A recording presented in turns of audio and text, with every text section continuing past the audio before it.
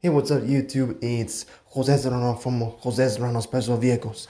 Every video about Destroy in Seconds and Space Out Time video since episode 74 to episode 20, season 1, and season 2 was episode 4, what I posted before.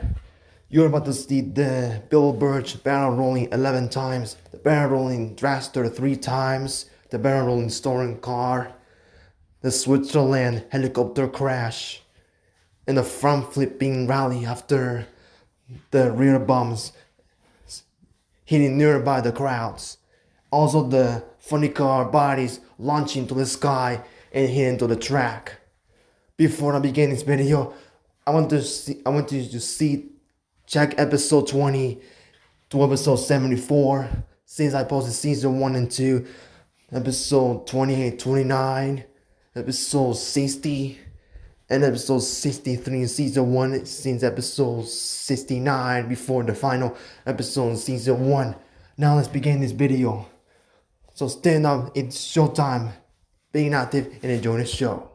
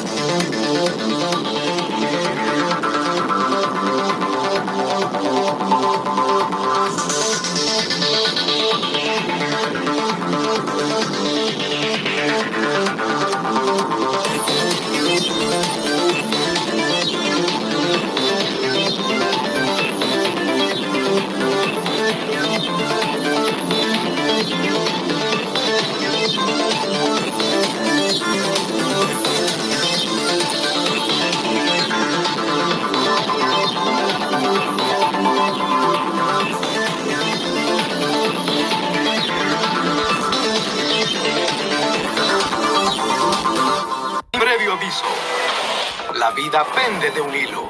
Oh my God. Y el esfuerzo humano se convierte en caos. Y en unos segundos, nada volverá a ser lo mismo. Jamás. Durante la próxima media hora, usted será testigo de algunas de las destrucciones más impresionantes jamás registradas. Usted podrá ver en primera fila cómo un tren se estrella contra un camión. Y tendrá un puesto privilegiado cuando un edificio de 4 pisos se derrumba. La televisión llega al extremo cuando algo es destruido en segundos.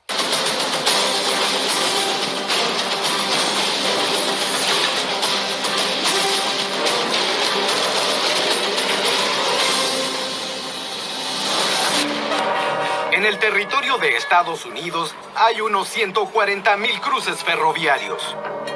Solo en el estado de Illinois hay casi 10,000.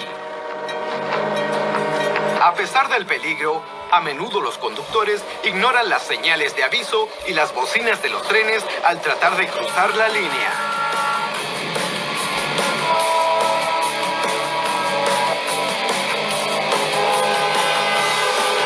En las afueras de Chicago hay un cruce ferroviario especialmente peligroso. Los autos se atascan en el cruce y quedan expuestos a ser arrasados por el tren que se aproxima. Afortunadamente, el semáforo cambia a tiempo y se evita un desastre. Pero no todos los conductores tienen esa suerte. Mientras el tren se acerca al cruce, un camión decide cruzar de todas formas.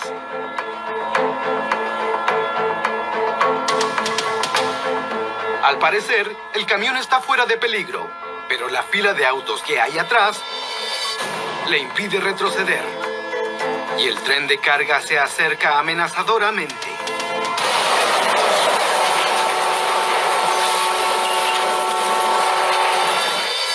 Aunque el maquinista frene, el tren de carga necesita más de 1 kilómetro para detenerse. Este tren solo tuvo unos pocos metros.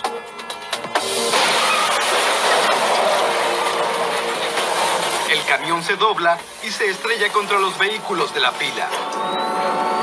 El impacto es tan fuerte que los autos quedan literalmente apilados uno sobre el otro. En total, 8 autos resultan dañados, pero afortunadamente no hay heridos de gravedad. Debido Debido a que los trenes son tan grandes, parecen avanzar más lento de lo que avanzan en realidad. Esta ilusión engaña a muchos conductores que creen poder hacer algo que no se puede.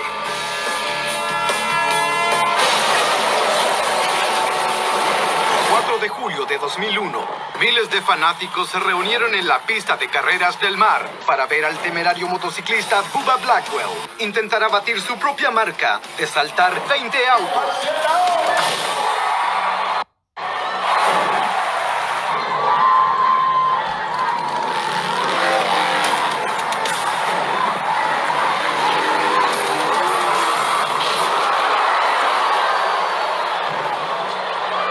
¿Por qué sucedió todo esto?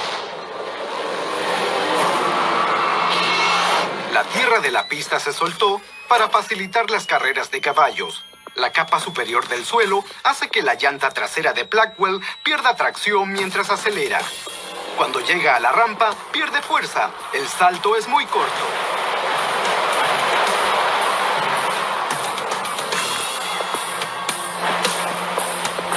Su moto aterriza con tanta fuerza que rompe la superficie de la rampa.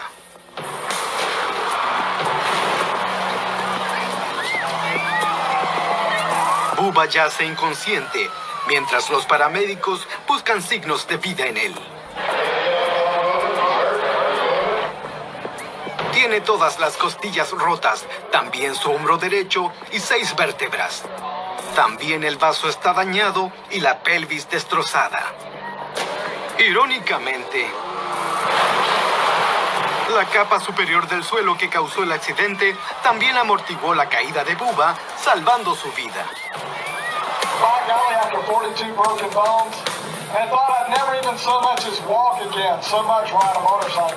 8 meses más tarde, salta nuevamente.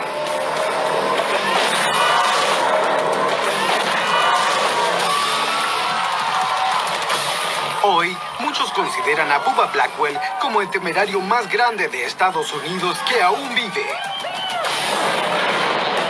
Cada año, autos de carrera antiguos se presentan en el famoso circuito de carreras de Bakersfield, California, para competir en el March Mid Top Gas Fuel, en las competencias de aceleración.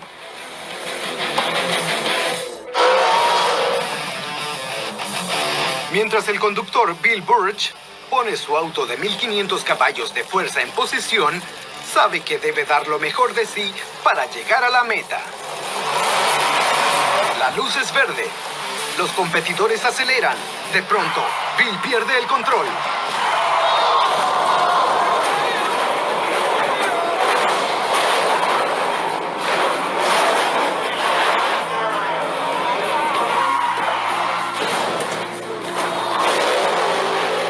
Ambos autos tienen una excelente partida.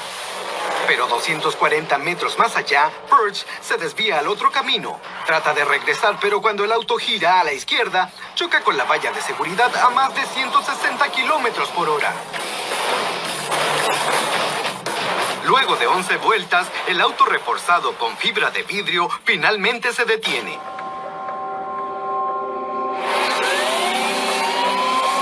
Burch está desmayado dentro del auto. Los rescatistas y los espectadores corren a socorrerlo. Una inspección del camino revela que la lluvia del día anterior hizo pequeñas grietas en el asfalto. El auto no pudo obtener la tracción suficiente en la superficie resbaladiza.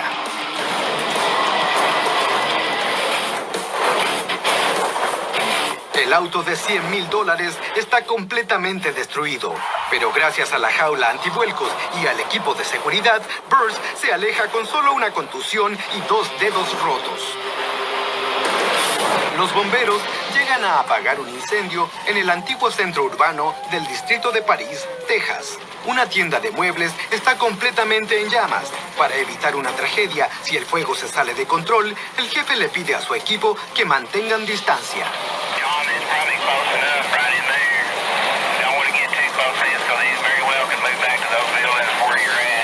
Mientras la intensidad del fuego aumenta, Los soportes estructurales del edificio comienzan a deteriorarse.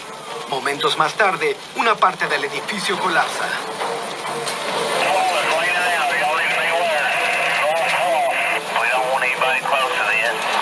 Luego, toda la esquina noroeste se derrumba.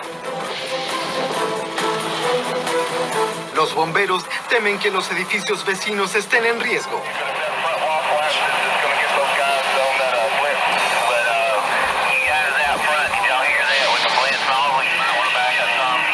El equipo 2 está a punto de darse cuenta que la situación es más peligrosa de lo que pensaron.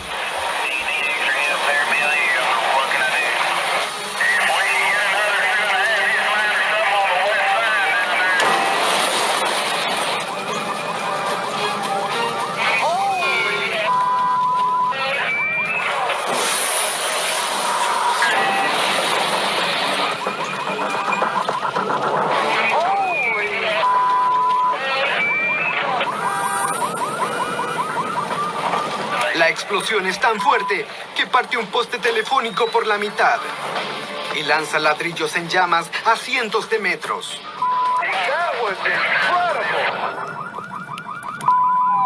Y'all all right? Are y'all all right? Holy shit. Por fortuna, los bomberos tomaron las medidas de seguridad apropiadas. Se instalaron en un ángulo de 45 grados al frente del edificio, manteniéndose a salvo del paso de la explosión.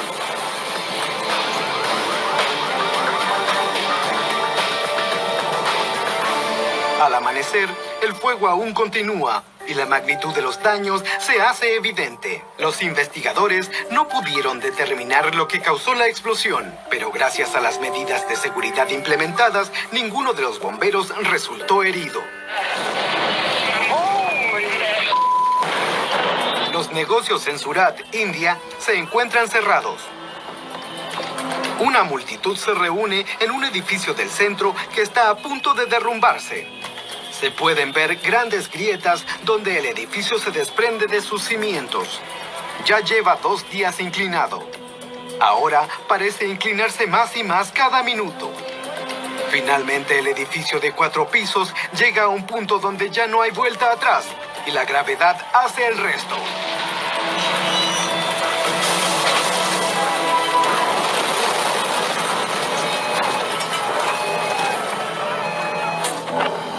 Los espectadores mantienen su distancia mientras el edificio aplasta un árbol y un poste de luz. Luego se estrella en la calle.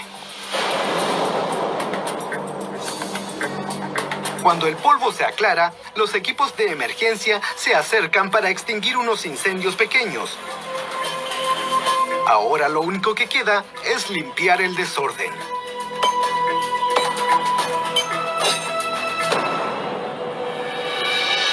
Los investigadores culpan el colapso de la estructura de 25 años a 3 razones. Los cimientos debilitados por una inundación reciente, el peso de los grandes letreros en el techo y la construcción de mala calidad. Sea como sea, este derrumbe pudo haber sido mucho peor. Gracias a que hubo mucha anticipación, el edificio fue completamente evacuado.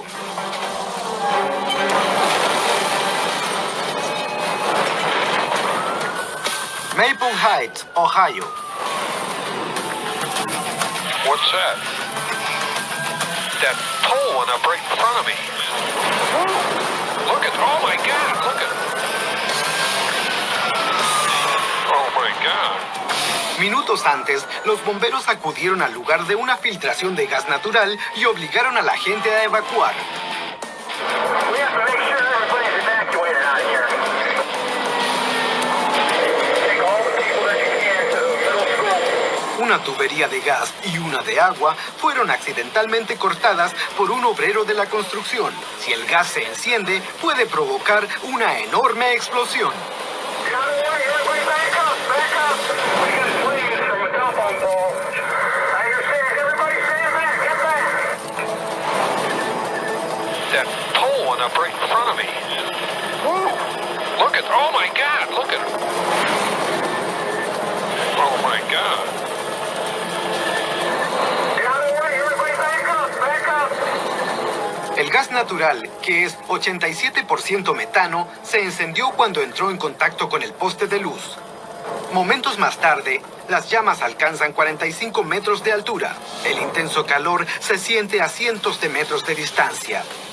Ahora son los bomberos los que deben evacuar. Get out of the way. Everybody back up. Back up. We need more manpower, guys. Una patrulla de policía y una retroexcavadora son alcanzadas por las llamas. Estas son tan intensas que incluso rompen el parabrisas de un camión de bomberos. Finalmente, las tuberías de gas se cierran y el fuego cesa, pero el daño ya está hecho. Casi media calle fue destruida y cientos estarán sin electricidad por el resto de la noche. Pero afortunadamente, nadie resultó herido. Look at, oh my God! Wentworth Valley, Nueva Escocia, enero de 1994. Holy smoke. Hay un período de clima templado que derrite el congelado río Wallace. El hielo y la nieve aumentan el caudal del río. En algunos lugares, los trozos de hielo se unen, formando represas. Y mientras el agua se atasca, amenaza con inundar las cabañas de la orilla. That's the river there, and that's the meadow over there. Holy smoke. Un residente local estaba filmando la inundación cuando ve algo grande flotando en el río. Oh my God. La cabaña, propiedad de Ed y June Dix. La casa de 2 habitaciones fue arrancada de sus cimientos unos kilómetros más arriba. Los espectadores no pueden hacer nada, sino ver cómo la cabaña se dirige justo al puente Howard.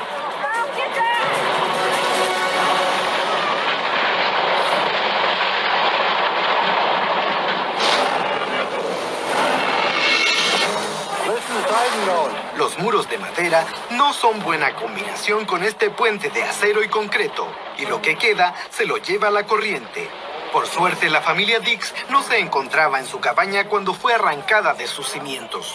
This was where June and Ed's camp sat yesterday. El cobertizo trasero aún está ahí, Little shed stayed. pero todo lo que queda de la cabaña está atascado en el puente Howard.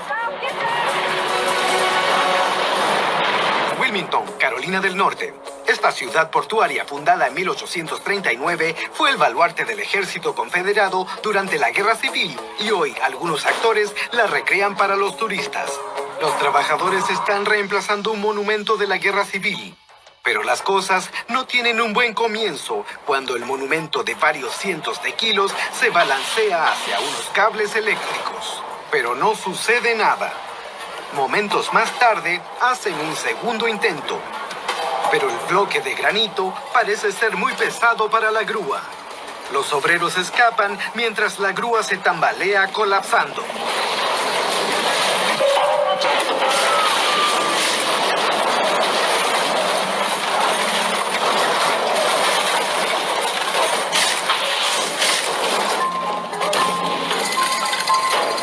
La grúa cae, botando el monumento sobre un remolque. Arrasa con cables eléctricos y destruye postes de luz. El colapso fue causa de un mal sistema de soporte. Las patas estabilizadoras no fueron bien aseguradas al suelo. Mientras la grúa está en el suelo, el operador sale por una ventana rota y se aleja sin un rasguño. Pero la grúa, 2 postes de luz, un auto y un muro construido en 1840 no tuvieron tanta suerte. El monumento tampoco se dañó y fue puesto en su lugar cuando llegó una grúa nueva.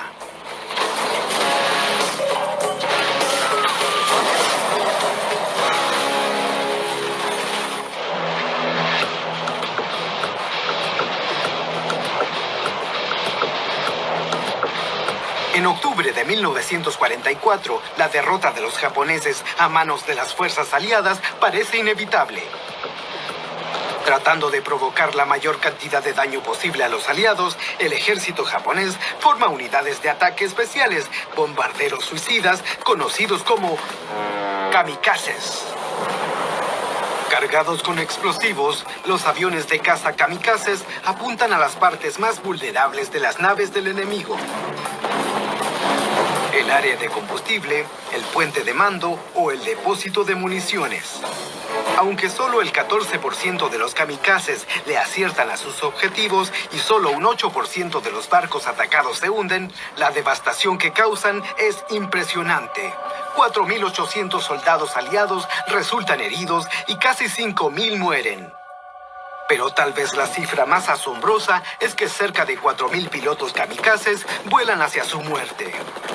El último de estos vuelos suicidas se llevó a cabo el 6 de enero de 1945, exactamente 7 meses antes que se dejara caer la bomba en Hiroshima.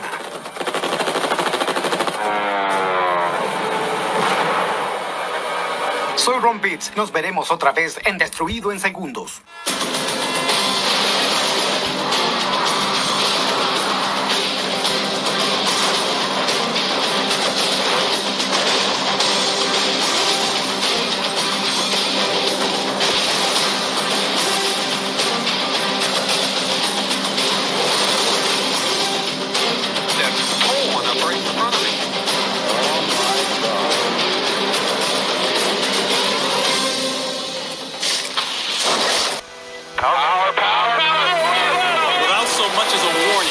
Life hangs in the balance. Human endeavor turns to chaos. And within seconds, nothing will ever be the same. Ever. Get ready for 30 minutes of some of the most jaw-dropping moments of destruction ever captured on tape. An inferno at a metal recycling plant subjects firefighters to a barrage of devastating blasts. And in Finland, it's chaos on the track when a speeding race car cartwheels into a crowd of spectators. Hold on to your seat because things are about to get destroyed in seconds.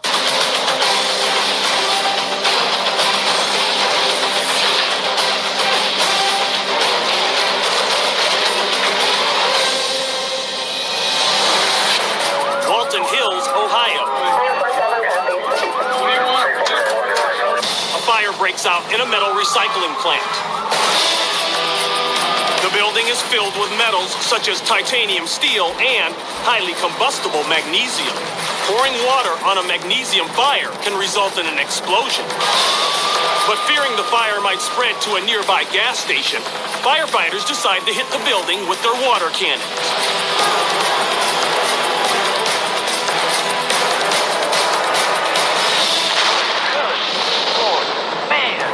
Oh, back out. Holy Moses. Wow.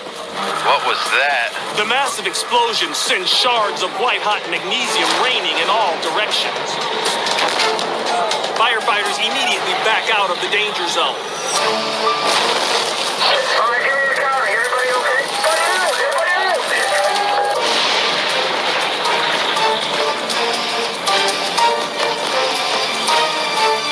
The massive fireball shoots over 150 feet into the air. The firemen continue to douse the building, triggering even more magnesium explosions. All right, give me the counting. Everybody okay?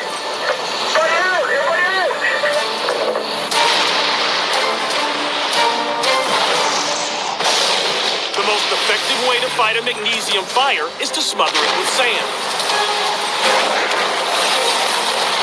But the firefighters didn't bring enough to control the inferno.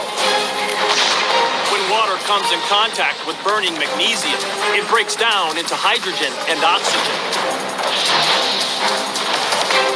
Hydrogen is highly combustible, and oxygen acts as fuel for the existing flame. Once ignited, magnesium burns at 4,000 degrees Fahrenheit, causing the walls of the building to melt under the intense heat. The fire continues to burn into the night. An investigation determined that the fire is the result of titanium shavings being contaminated with steel. When these two metals are compressed, the intense friction sometimes creates sparks. One of those sparks caused a small fire, which quickly spread to several barrels containing highly combustible magnesium.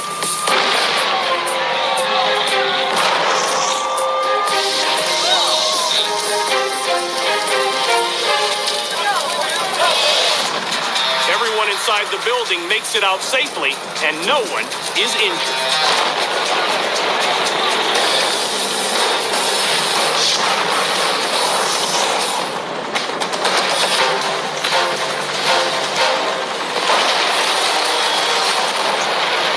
Race fans gather at the Famoso Raceway in Bakersfield, California, for the 2009 National Hot Rod Association March Meet.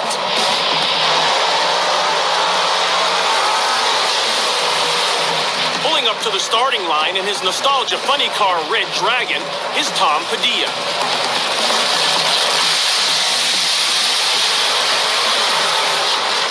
This is Padilla's first professional nostalgia funny car race. After a few minor adjustments from his crew chief, Padilla is ready to go in his 3,000 horsepower machine.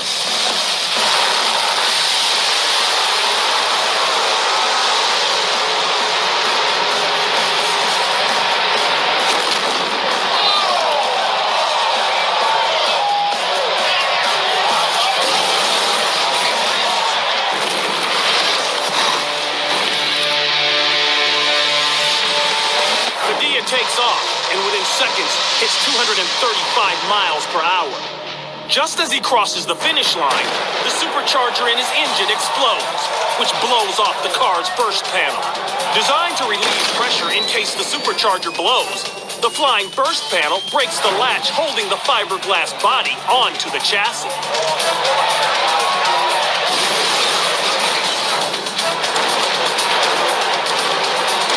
The 400-pound body launches an incredible 300 feet in the air, then slams onto the ground. Padilla has no idea why the supercharger blew. He writes it off to the intense stresses a dragster undergoes during a race. Due to the car's many safety features, Padilla escapes completely unscathed. Although Red Dragon's body is crushed and its engine damaged, it's salvageable. And his crew chief estimate it will cost $25,000 to rebuild the car. Whether it's warming up the crowd or attempting a stunt of his own, James Bubba Chiasson is an integral part of the Krusty Demons freestyle team, although his tricks are often performed for laughs. Today in Melbourne, Australia, Bubba plans to jump a distance of 100 feet in front of 30,000 spectators. Put your hands together for Bubba! It's the furthest official distance Bubba has ever tried to clear. It's been raining most of the day. The track is wet, making conditions less than ideal for the stunt. So wait for the Melbourne... But Bubba decides to attempt the jump anyway. He starts down the track and gains speed. He approaches the 20-foot ramp. Oh, look at Bubba! At the last second, Bubba decides to abort the attempt. On his approach, Bubba knows he's going too fast and would overshoot the landing ramp. He's now ready to give it another try. But once again, he's approaching the ramp way too fast.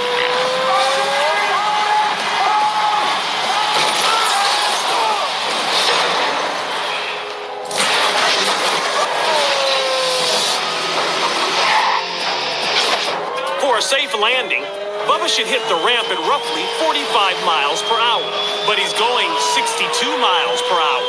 Bubba overshoots the landing by nearly 55 feet.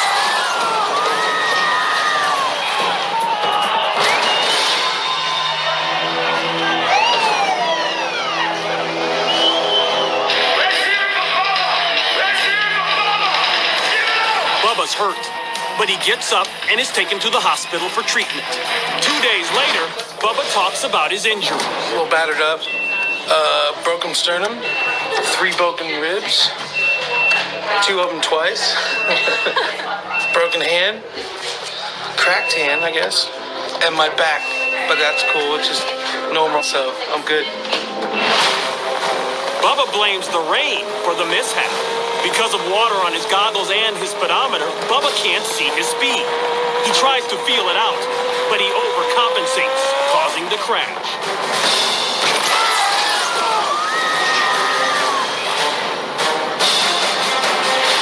Bubba makes a a full recovery and still rides with the Crusty Demons today. Breaking news out of Southeast Houston, a chase right now. A news helicopter in Houston, Texas, follows a suspect wanted on felony drug charges. The car is swerving now onto the shoulder. It is moving at a pretty fast rate of speed. As he barrels down the interstate, passing every car in his way, the police finally catch up to him.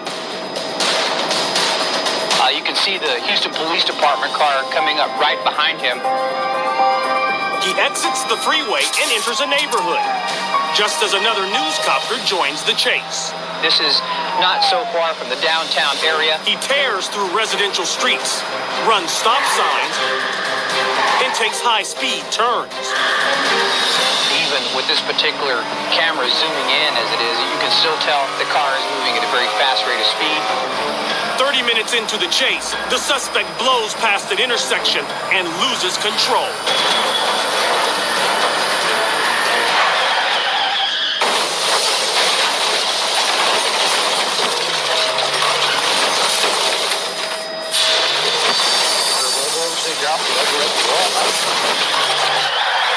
As the driver hits several dips in the road, the car bounces. Then barrel rolls across 3 residential lawns before stopping up against the house.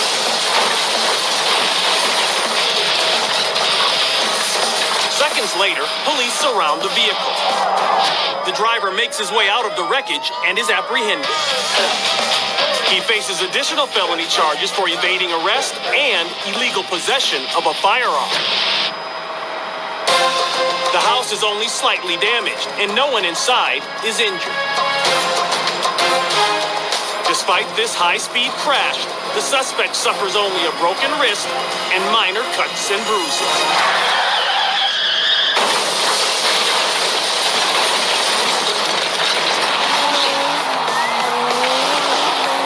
The Thousand Lakes Rally in Finland is one of the fastest rally car races in the world. Every year, 500,000 spectators line the track to watch the action, up close and personal.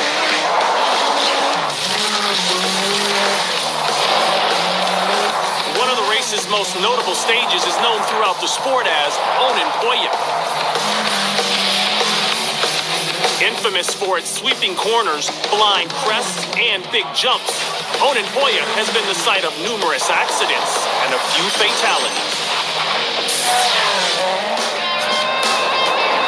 Even though the Onnenpojat has been modified over the years, it's still the most dangerous leg of the race for drivers and spectators alike.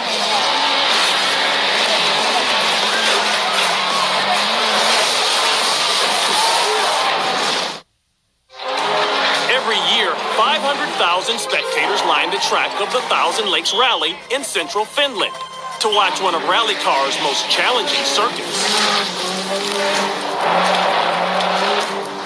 Adding excitement to the race is the Onnenpojat stage.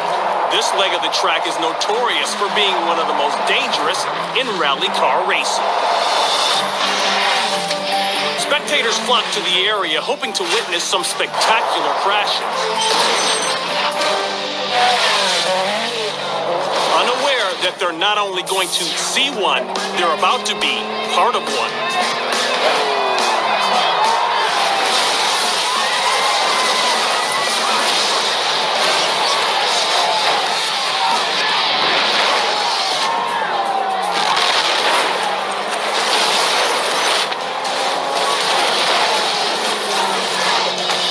Racers Julian Roderick and David Allen catch a little air coming over a hill and land on a small bump. This causes the driver to lose control and veer off the side of the road. The car then hits another bump and cartwheels into the crowd. As the car tumbles end over end, spectators scramble for safety.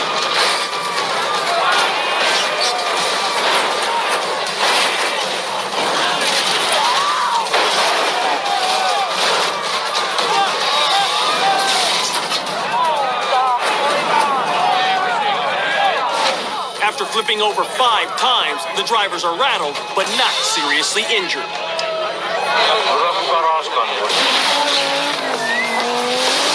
Amazingly, no spectators are hurt in this crash. But the rally car's governing body removes the Onenpoya stage from the race over safety concerns.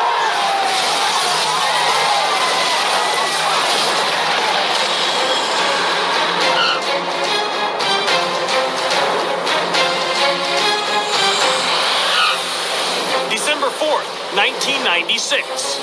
The USS Abraham Lincoln is on duty in the Eastern Pacific Ocean. As night falls, an FA-18 Hornet pilot is returning to the ship. Large swells are causing the carrier to pitch, adding to the challenge of the night landing. Pitching increases the danger of a ramp strike, a situation where an incoming aircraft hits the rear of the carrier below the flight deck. As the Abraham Lincoln bobs on rough seas, the pilot is on approach. Deck's moving a little. You're on glide slope. Going a little high. Power, power, power. Oh my God!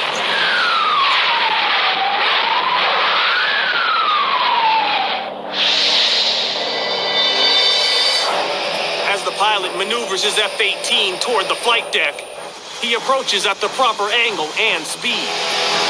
203 on glide path, slightly right of course holding. But just as he's about to touch down, the carrier pitches up on a swell. The pilot is unable to clear the ship. The back end of the jet strikes the deck. Oh my God!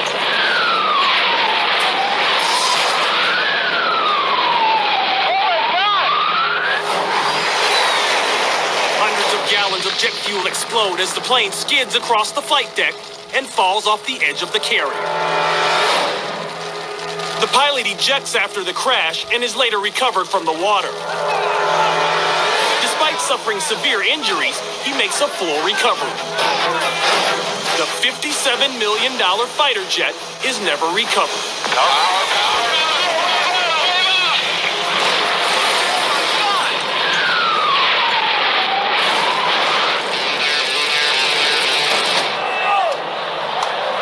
It's the World Street Nationals in Orlando, Florida.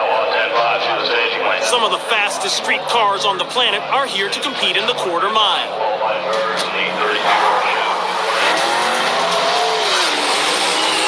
Eddie Timmel has brought his 2,500 horsepower Pontiac GTO from Canada to this annual event. He's confident his car has enough muscle to race the quarter mile in under 6 seconds. Reaches the finish line.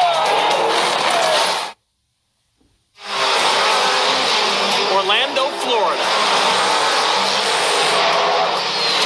Racers from around the globe are here to compete in the World Street Nationals. Because there's no limit to the amount of power allowed under the hood of these street cars, racer Eddie Timmel has installed a 2,500 horsepower engine in his 1974 Pontiac GTO. The young Canadian has poured his life savings into this $150,000 car.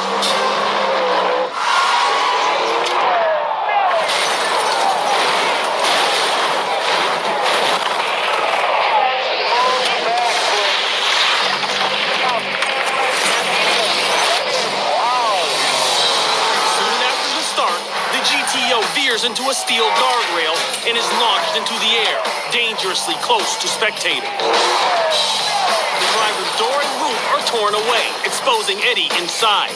He slams down head first, while the car flips 4 times, traveling nearly 200 feet. The car that Eddie bought at age 15 is demolished. It's later determined that the modified engine was too powerful for the 10.5-inch tires to handle.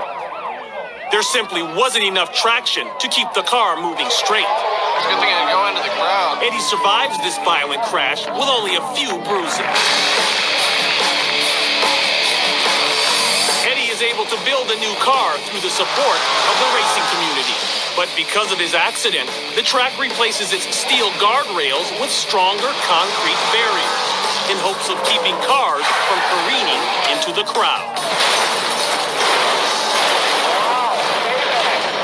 A Eurocopter AS-350 comes in for a landing at a small airfield in Grenchen, Switzerland.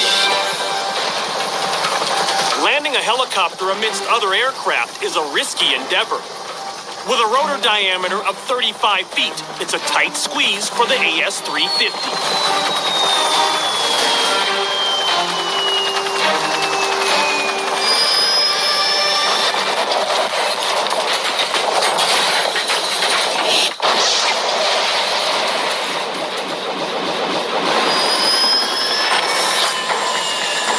As the pilot touches down, the chopper begins to wobble.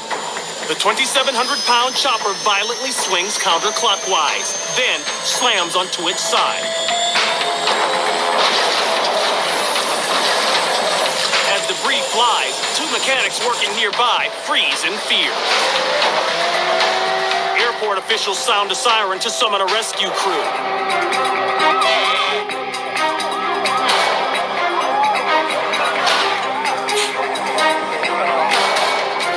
Pilot walks away from the crash. He's taken to the hospital out of precaution and is later released with no injuries. No one else is injured in the accident. Nearby aircraft suffer minor damages. The $2 million Eurocopter is destroyed. An investigation into the cause of this accident is still ongoing. Johnston Island in the North Pacific, 400 miles west of Hawaii. Here, in the early 1960s, the U.S. Department of Defense conducts a series of nuclear test explosions called Operation Fishbowl. These detonations are in response to the Soviets' abandonment of the 1958 nuclear test moratorium. On July 25, 1962, the United States is set to test launch a nuclear warhead they codenamed Bluegill Prime. The warhead is placed in a kerosene-fueled Thor rocket. The Bluegill Prime bomb has a yield of 1.4 megatons. The plan is to launch it into near space.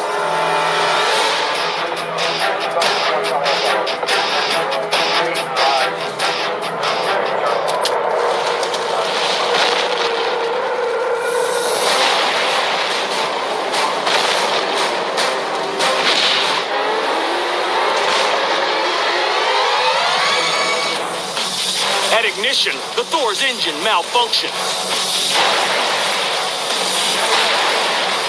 As soon as the failure occurs, officials must trigger the rocket's self-destruct system while it's still on the launch pad.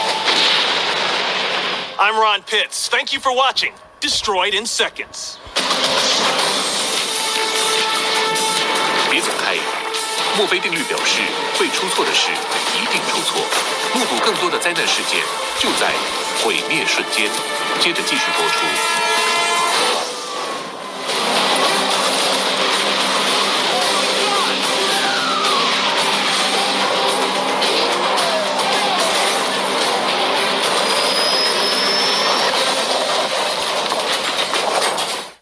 It was intensity video. Now let's do the space shot time before I end this video.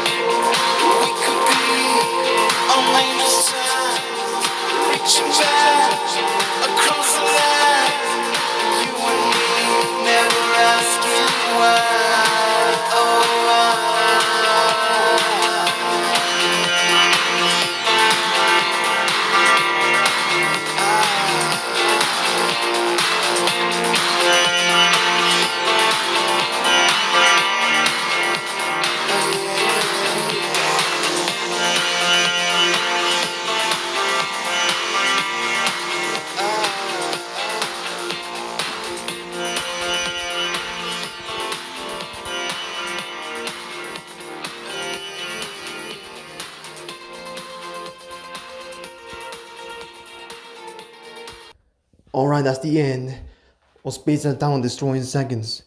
So before I end this video, tomorrow I have a reaction of episode 27 of Destroying Seconds when King sent me a link to a Google Drive so I can react to it. So that's gonna be it. Thanks for watching. We'll see you next time. Jose Serrano Special Vehicles.